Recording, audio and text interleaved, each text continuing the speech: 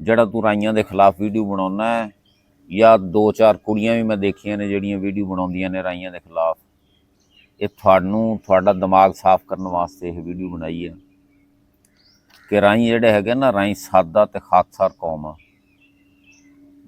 ਖਿਦਮਤ ਖਲਕ ਦਾ ਜਜ਼ਬਾ ਰੱਖਦੇ ਨੇ। ਗੱਲਾਂ ਗੌਰ ਨਾਲ ਸੁਣ ਲਈ। ਮਜ਼ਹਬੀ ਰੁਝਾਨ ਸੂਫੀ ਇਕਰਾਮ ਦੇ ਨਾਲ ਅਕੀਦਤ ਰੱਖਦੇ ਨੇ, ਤਰੱਕੀ ਪਸੰਦ ਸੋਚ, ਕਾਰੋਬਾਰੀ ਸੋਚ ਰੱਖਦੇ ਨੇ, ਕੌਮੀ ਯਕਜਹਿਤੀ ਦੇ ਹਾਮੀ ਸਨ। ਇਹ ਇੰਡੀਆ ਹੋਵੇ ਜਾਂ ਪਾਕਿਸਤਾਨ, ਰਾਈਆਂ ਨੇ ਹਮੇਸ਼ਾ ਵਤਨ ਦੇ ਨਾਲ ਵਫਾ ਕੀਤੀ ਹੈ। ਤਹਿਰੀਕੇ ਪਾਕਿਸਤਾਨ ਵਿੱਚ ਮੁਹੰਮਦ ਅਲੀ ਦੇ ਸਾਥੀ ਸਨ। ਇਜਤਮਾਈ ਸੋਚ ਤੇ ਰਲ ਕੇ ਚੱਲਣ ਵਾਲੇ ਲੋਕ ਨੇ, ਵਤਨ ਪਰਸਤ, ਧਰਤੀ ਨੂੰ ਮਾਂ ਸਮਝਦੇ ਨੇ।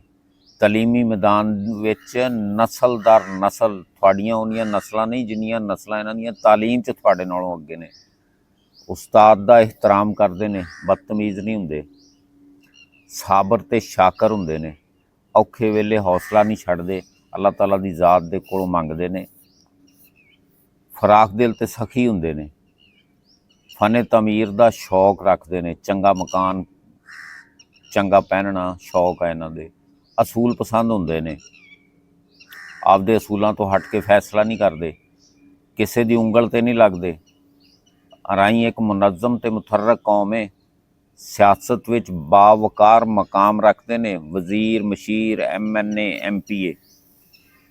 ਇਸ ਤੋਂ ਇਲਾਵਾ ਤੁਸੀਂ ਦੇਖ ਲਓ, ਅਦਾਲਤਾਂ 'ਚ ਦੇਖ ਲਓ, AC, DC, ਆਰਮੀ 'ਚ ਦੇਖ ਲਓ, ਕਿਸੇ ਵੀ ਮੁਲਕ ਦੇ ਅਦਾਰੇ ਦੇ ਵਿੱਚ ਦੇਖ ਲਓ, ਰਾਈ ਚੰਗੀਆਂ ਸੀਟਾਂ 'ਤੇ ਔਰ ਚੰਗੇ ਪੜ੍ਹੇ ਲਿਖੇ ਮਿਲਣਗੇ।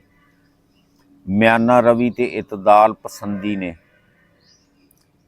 ਸ਼ਿੱਦਤ ਪਸੰਦ ਨਹੀਂ, ਤਸੱਸਬ ਪਸੰਦ ਨਹੀਂ, ਤਹਿਜ਼ੀਬ ਤੇ ਸ਼ਰਾਫਤ ਇਹਨਾਂ ਦੇ ਵਿੱਚ ਬਹੁਤ ਜ਼ਿਆਦਾ, ਨਰਮ ਲਹਿਜਾ, ਤਰੀਕਾ, ਸਲੀਕੇ ਦੇ ਨਾਲ ਗੱਲ ਕਰਨੀ। ਇਹਨਾਂ ਗੱਲਾਂ ਨੂੰ ਤਾਂ ਤੁਸੀਂ ਮੰਨੋਗੇ, ਇਹਨਾਂ ਗੱਲਾਂ ਤੋਂ ਹੀ ਤਾਂ ਤੁਸੀਂ ਸਾਨੂੰ ਕਹਿੰਦੇ ਜੇ ਵੀ ਇਹ ਰਾਈ ਜਿਹੜੇ ਹੈਗੇ ਨਾ ਫਲਾਂ ਤੇ ਇਹ ਉਹ ਡਰਪੋਕ ਨਹੀਂ ਪੁੱਤਰ।